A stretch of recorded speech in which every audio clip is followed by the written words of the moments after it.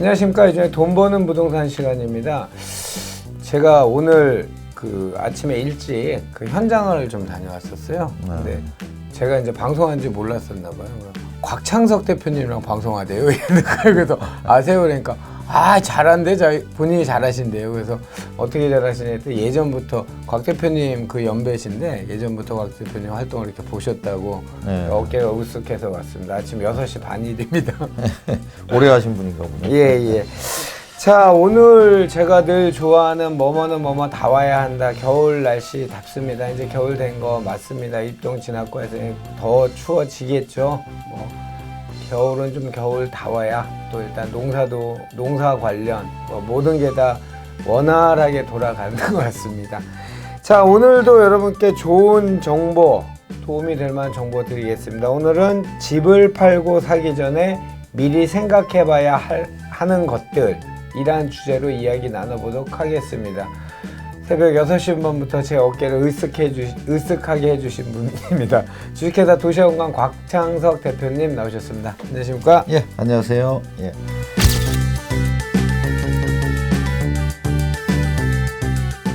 자, 오늘은 집을 팔고 사기 전에 미리 생각해 봐야 하는 것들, 주로 제가 아까 메모를 해놨는데 주로 1가구 2주택이나 한시적 1가구 2주택 포함해서 양도소득세 관련 그게 주 내용인가요? 예, 그런 것도 포함해서 요즘에 좀 시기적으로는 11월 달이니까 연중 가장 거래가 없을 시기인데도 불구하고 요즘에 거래가 불이 붙었다고 표현하기는 그렇지만은 상당한 거래가 되고 있고 또 호가가 계속 올라가고 있어요. 예. 또 어떤 지역은 집도 못 보고 살 정도로 일단 계약금부터 쌓아야 될 정도 이런 지역들도 있는데요. 근데 많은 분들이 그동안 집이 안 팔리다가 집을 이제 산다고 하니까 덜컥 집을 팔고 나서 이제 내가 살 집을 며칠 좀 정신 좀 차리고 둘러보면은 그 돈으로 살 집을 찾지를 못하는 거예요. 그래서 팔 때도 미리 좀 생각을 하고 팔아야 되고 또 살 때에도 미리 생각해둬야 될 것들이 있을 것 같아서 오늘 한번 같이 고민해 보시죠. 곽 대표님이 생각하시는 어떤 걸 첫 번째로 좀 생각해 봐야 되겠습니까?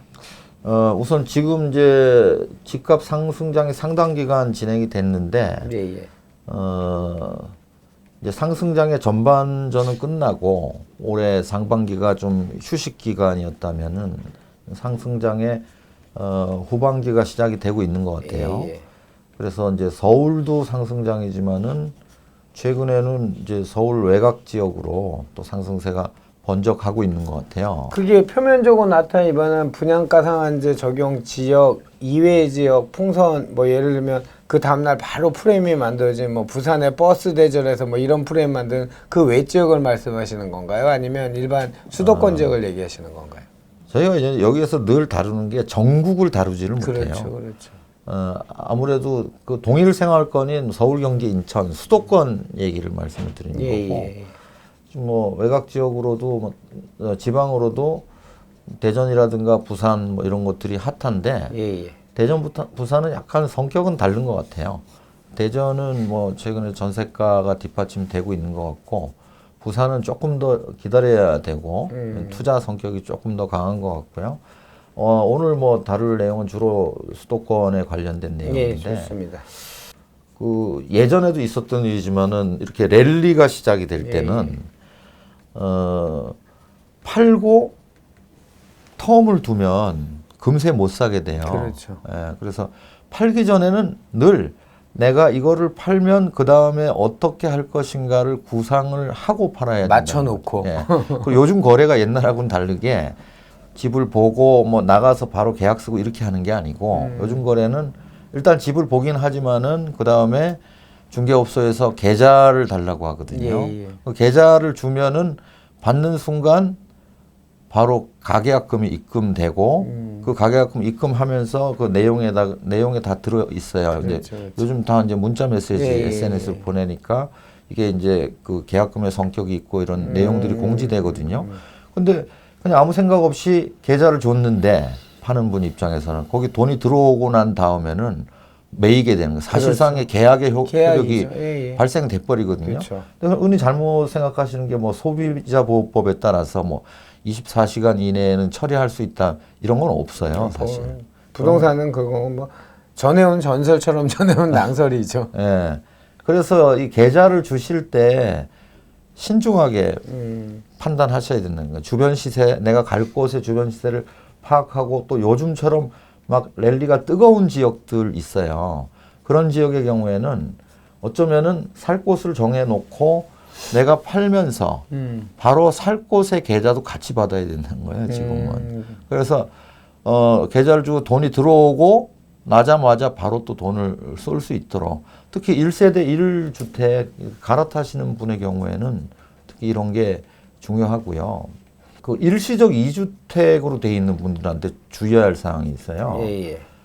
일시적 2주택이면은 기존 주택을 예, 예. 2년 내지 이제 3년 내에 팔아야 되는데 예, 예. 기존 주택과 나중에 취득한 주택이 기간적 갭이 생기는 경우가 있죠. 나중에 산 주택을 취득한 날로부터 기존 주택을 조정 지역 내에 있으면은 2년 내에 팔아야 되고 예, 예. 비조정 지역에 있으면은 3년 내에 팔아도 되거든요. 근데 조정과 비조정으로 섞여 있을 때는 좀 해석의 문제가 있어요. 그렇죠, 그렇죠. 지금 해석으로는 조정 비조정이 섞여 있으면 3년 내로 해석을 하거든요. 아, 섞여 있으면요? 예, 예.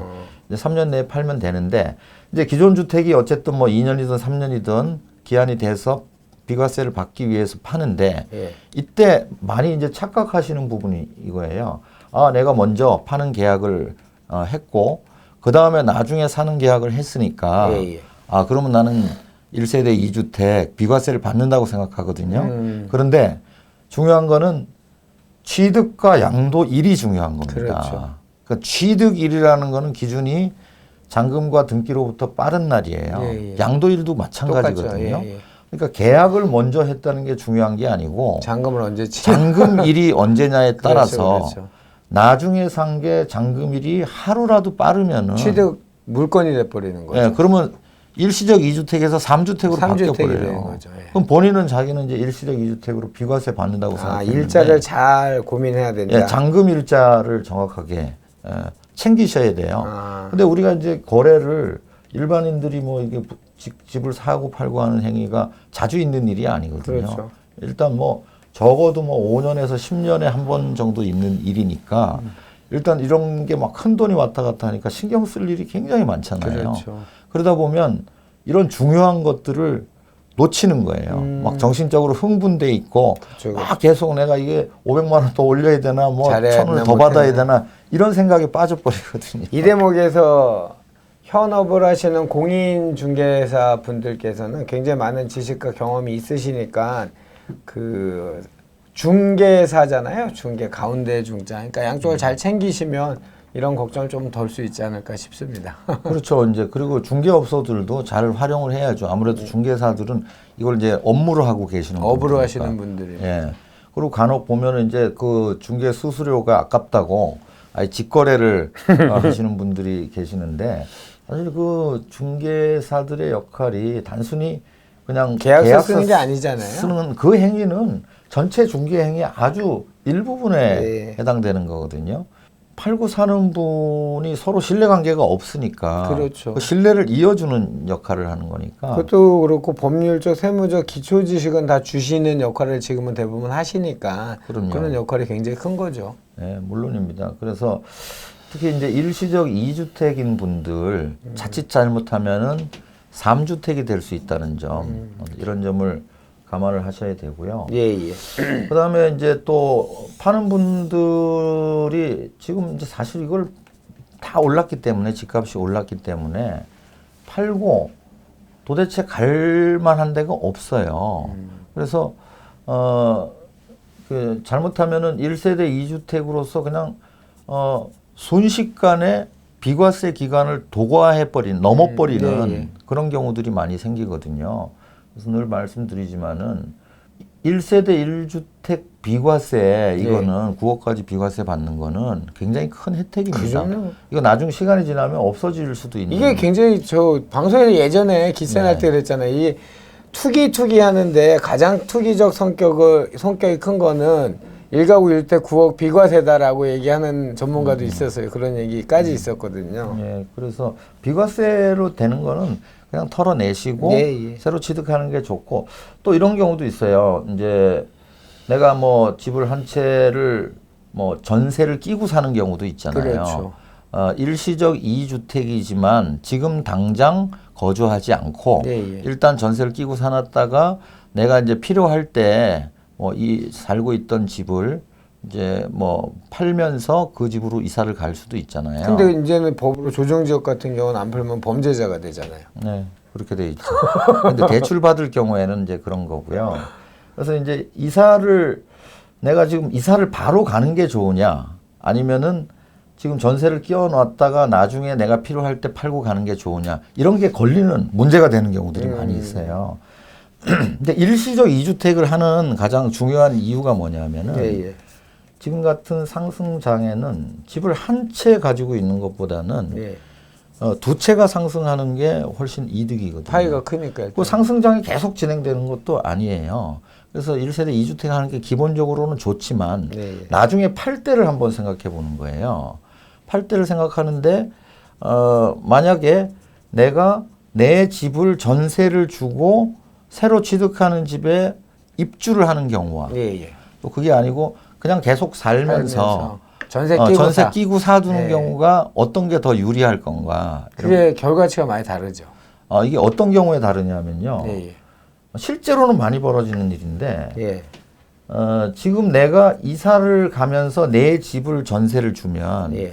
그 집이 기존 집이 되는 거니까 먼저 팔아야 되잖아요. 예. 그러면 이게 전세가 끼어 있는 집이기 때문에 예. 그 이사를 가게 되면은 전세를 줘야 되잖아요. 살던 집은. 예. 그럼 그건 전세 낀 집이잖아요. 예. 그럼 전세가 끼어 있으면은 집을 잘 안 보여주는 거예요. 아, 그렇죠. 문제는. 예, 맞습니다. 예. 그래서 이런 경우에도 내가 그냥 팔 집을 살면서 내 집을 내가 보여주는 거는 쉬워요. 그렇죠. 내가 팔기 위해서. 그래서 이런 경우에도 가급적이면은 사놓고 먼저 팔 집을 내가 살던 집에 계속 살면서 네. 나중에 이제 일정 기한이 되면은 그 집에 이사를 들어가기 위해서 내 집을 파는 이런 게 난이도 면에서 쉬울 수 있다는 거예요. 그래서 그런 그러니까 것도 살면서 일시적 2주택 되는 물건은 전세 끼고 이제 사놓고 내가 후에 갈 지역을 선점을 해서 전세 끼고 사놓고 이제 적당한 적기가 됐을 때 나는 뭐 집 보여준 거는 내 집 파는 거니까 네. 조금 용이하니까 그게 더 난이도 면에서 편하다는 얘기죠. 그 현실적으로는 그렇다는 거예요. 특히 이제 고가로 갈수록 전세가 고가가 되면 그렇죠. 이게 집 잘 안 보여요. 안 보여주죠, 당연히. 예. 예. 그래서 그거 뭐 법적으로 보여달라고 할 수도 없는 거고. 그리고 곽 대표님 전에 저랑 이제 저녁에 소주 한잔 먹으면서 같이 동행했던 분 고민이 있었잖아요. 뭐냐면 그 1가구 2주 이제 한시적 1가구 2주택인데 요건을 채워서 파는 게 나냐 양도세 뭐 그런 얘기 질문 많이 받으시잖아요. 예. 그 경우 좀 한번 얘기해 주세요. 그런 경우가 제일 많은 경우인 것 같아요. 일시적 2주택으로 해서 딱 기한을 채워서 들어가는데 예. 내가 딱 정확하게 팔고 싶은 시점에 팔릴지 안 팔릴지 그렇죠. 정확하지가 않은 지금은 거예요. 예를 들면 매수세가 있는데 예. 그때 가면 또 없을 그렇죠, 수도 있거든요. 그렇죠. 근데 이제 안전하게 해야 되는데 또 거주 요건 2년이라는 것도 있어요. 그러니까요. 그것까지 채워서 같이 하려고 그러면 너무 이게 시간이 촉박한 거예요. 예. 사실 그렇게 해서 저스트로 딱 맞춰서 2년 단위로 이렇게 옮긴다는 게 현실적으로 어렵죠. 어려워요. 예. 그래서 시한을 좀 두시고 이제 사실 적당히 2년 시한이 다가오면은 그냥 한 1년 6개월쯤 됐을 땐 내놔야 돼요. 사실 내놔서 옮길 의사가 있을 경우에. 예, 그냥 적당하게 맞춰서 해야지. 근데 거기서 욕심이 하나 들어가잖아요. 지금 이제 오르는 장이면 이거 팔긴 또 아까워지는 거야 이제. 그런 욕심이 또 들어가. 이렇게 생각하셔야 돼요. 오르면 내 집만 오르는 게 아니에요. 다 오르죠. 오르면은 그 동네에서 다 오르는 거고. 그렇죠. 근데 많이 착각하시는 부분 중에 하나가 또 지금까지 올랐던 패턴의 천착하는 거예요. 지금까지는 뭐 좋은 게 많이 올랐죠. 뭐 역세권의 신축에 그렇죠, 뭐 그렇죠. 이런 것들이 많이 좋은 대단지 이런 것들이 올랐는데 앞으로도 그렇게 된다고 또 계속 그 고정적인 생각을 갖고 계신데 그렇지는 않아요. 그렇죠, 그렇죠. 지금 이제 전세 상승세가 시작이 되면은 이제는 그동안 전세가 많이 빠져 있던데 또 덜 오른 데들 이런 데들의 전세가 저가 주택의 전세가가 더 많이 오르거든요. 여러 차례 얘기하셨죠. 예, 그런 것들 때문에 지금은 꼭 그 갈아타실 때에도 내가 갖고 있는 것보다 눈높이를 더 높여서 더 좋은 데로만 이사를 가야 된다. 그 생각도 맞아요. 특별히 안 하실 필요가 있고요. 그래서 어쨌든 두 채로서 상승장을 맞이하는 게 중요하다는 거고요. 예. 그다음에 이제 뭐 살 때도 마찬가지입니다. 이제 사는 부분인데 이제 팔고 나면은 어떤 이제 자금이 생기잖아요. 예. 자금이 생길 때 사야 되는데 사는 거를 뭐 방금 일시적 2주택으로 갈 수도 있지만은 또 한 가지 방법은 임대사업자를 내는 것도 방법이에요. 사실 임대사업자에 대한 여러 가지 많이 사라져 버렸어요. 예. 지금 조정 지역에서는 거의 뭐 임대사업을 내도 주택수 배제나 뭐 종부세 합산 배제나 이런 게 안 되기 때문에 새로 취득했을 때 지금 뭐 굉장히 좋은 기회가 주어진 게 비조정 지역에서 그렇죠. 이제 전용 85제곱미터 이하 주택 공시가격 6억 이하 이런 걸 사서 이제 장기 임대로 등록하면 아직도 양도세 장기 보유 특별 공제 혜택이 살아 있거든요. 예, 80%? 예, 그죠? 좀 70%로 좀 예, 줄었는데 예. 어쨌든 나중 10년 이상은 면제도 될 수 있고 하는 건데 이런 그 기회가 살아 있기 때문에 특히 요즘에 조정 지역에서 해제된 곳들도 있잖아요. 예. 뭐 일산 같은 곳들 예. 이런 곳들 또 아직 뭐 조정 지역이 아닌 곳들 이런 것들을 좀 조정 지역이 풀렸거나 아직 조정 지역이 아닌 곳들은 기득권이 보호가 되거든요. 그렇죠. 현재 합법적인 비조정일 때 사서 하면은 나중에 조정 지역으로 지정된다 하더라도 소급 적용은 없을 테니까. 예. 근데 지금 이제 흐름으로 봐서는 머지않아서 지금 비조정 지역인 곳들 중에서 상당수는 조정 지역으로 바뀔 것 같아요. 들어갈 것 같아요. 근데 뭐 어떤 분들은 내년에 총선이 있으니까 이제 뭐 설마 총선 전에 이 표가 있는데 조정 지역으로 지정하겠느냐 뭐 그런 얘기를 하시는데. 근데 그게 현 정부의 어떻게 정체성이라 볼 수도 있기 때문에 이건 좀 판단을 해야 될 문제인 것 같아요. 저도 정책에 뭐 한 10년 정도 참여를 해봤는데 이런 정책 판단을 할 때 표 그렇게 많이 계산 안 합니다. 그리고 현실적으로 조정 지역이 지정됐을 때 어떤 분들이 불리하냐면 다주택자가 당연히 그렇죠, 불리하죠. 그렇죠. 양도세도 중과되고 전매도 안 되고 하니까 그 말하자면 17%의 다주택자 이분들은 불리하지만 43%의 무주택자한테는 더 좋은 거예요. 조정지역으로 웃기는 게. 또 1주택자도 조정이나 비조정이나 사실 크게 영향은 없죠. 영향은 없어요. 그러니까 2주택자부터 이제 대출부터 모든 게 이제 걸리니까 문제가 되는 거죠. 뭐. 그런 것 때문에 뭐 총선을 앞두고 있으니까 조정 지역을 지정을 안 한다. 이거는 좀 아닌 것 같아요. 오히려 이해관계상은 특히 지금 이번 정부가 이제 무주택자를 기반으로 하기 때문에 주거복지 로드맵이잖아요. 정체성이요. 예, 그런 생각 안 하시는 게 좋고 그리고 이제 그 사실 때에도 방금 말씀드린 대로 충분히 임장을 하셔야 됩니다. 그럼요. 계속 뭐 살 때 보면은 주변 사람들 얘기를 많이 듣고 사시는데, 그 동네는 뭐 10년간 안 올랐잖아. 또는 거기는 뭐 엄청 올랐잖아. 그러니까 보통 보면 우리가 관성을 가지고 있어요. 많이 오른 데는 더 오를 것 같고, 뭐 한 10년간 정체돼 있던 데는 계속 정체될 것 같은데, 그 패턴은 계속 바뀌면서 반복되고 있거든요. 맞습니다. 그래서 주변 분들의 얘기를 듣고 사면은 실패할 확률이 더 높다는 겁니다. 요 대목에 제가 강의 때 맨날 하는 얘기 있잖아요. 절대 부동산 거래할 때 가까이 두면 안 되는 분, 지인. 그렇습니다. 예. 자, 오늘 주제는 집을 팔고 사기 전에 미리 생각해 봐야 하는 것들 여러 가지 얘기해 주셨습니다. 매도자 입장, 매수자 입장 얘기했는데 요약해 정리하면 첫 번째, 일단 양쪽 다 공이 그 계좌 주기 전에 뭐 몇 억짜리인데 이건 가계약금이야 뭐 매도인 입장에 요것만 배액상 절대 안 됩니다. 그리고 뭐 24시간 내 해제 절대 안 됩니다. 이거는 전설처럼 내려오는 낭설입니다. 그런 거 없고요. 가계약금도 전체 계약금의 성격으로 보기 때문에 문제가 될 수 있으니까 통장 주고 받기 전에 꼭 숙고하시기 바랍니다. 두 번째 1가구 2주택 같은 경우 일시적 1가구 2주택 같은 경우는 특히 잔금일자 취득 뭐 계약서 먼저 쓴 건 중요한 게 아니고요. 먼저 빠른 걸 따지기 때문에 잔금일자로 따질 수가 있으니 잔금일자를 정확히 챙겨서 내가 갑자기 1가구 3주택이 된 걸 나중에 알아서 땅을 치고 후회한 일 없도록 하시기 바랍니다.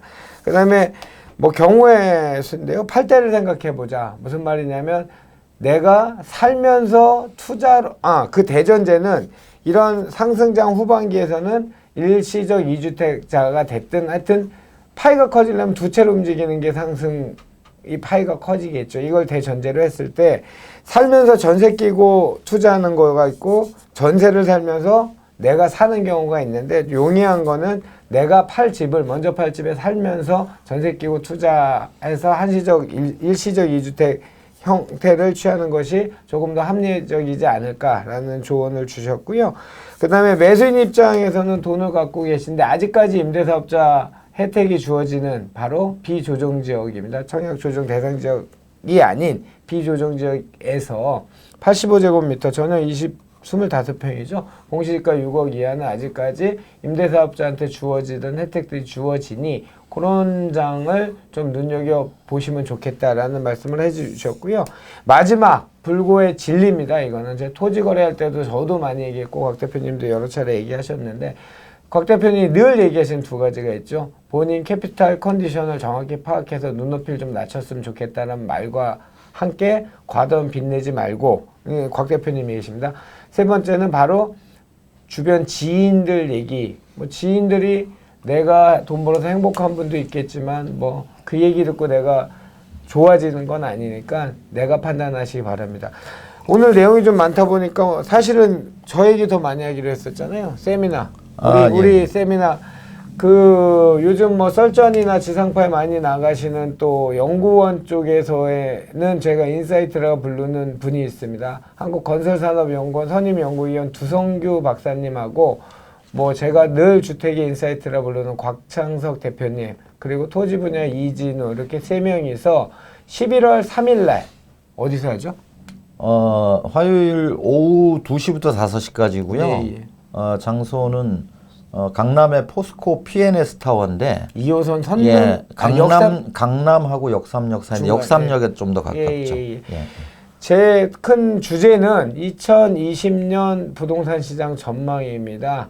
연구원 쪽의 인사이트라 불리는 두성규 박사님의 그 2020년 그 정책에 따른 투자 방향을 제시해 주실 거고요. 저는 뭐 마찬가지로 2020년 종결되는 그 모든 국토종합계획 포함한 하위 계획 이후에 2021년부터 시작된 계획들에 따른 투자 유망 지역을 한번 판단해 볼 거고요. 우리 곽창석 대표님은 어떤 내용 강의하실 겁니까? 제가 올해 서울 아파트가 한 7% 정도 오를 거라고 예측을 했었는데 지금 한 6% 되나요? 토탈?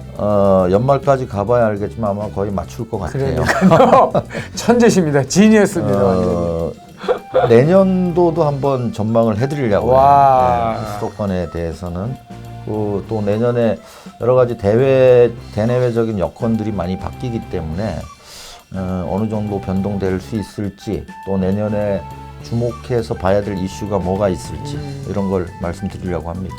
그 하단 자막에 전화번호 나가니까요. 그렇게 큰 데를 못 얻었어요. 뭐 마음 같아 한 1000분쯤 오시는 데를 얻고 싶었는데 한 200분 정도밖에 들어올 수가 없습니다. 요 하단 자막 나간 전화번호 보시고 문의하십시오. 뭐 세상에 저희끼리 술 먹을 때에서 저희가 부동산 어벤져스라고 저희가 얘기합니다. 이런 자리 흔치 않으니까요. 와서 좋은 경험 하시기 바라겠습니다. 자, 곽 대표님 오늘도 좋은 정보 감사합니다.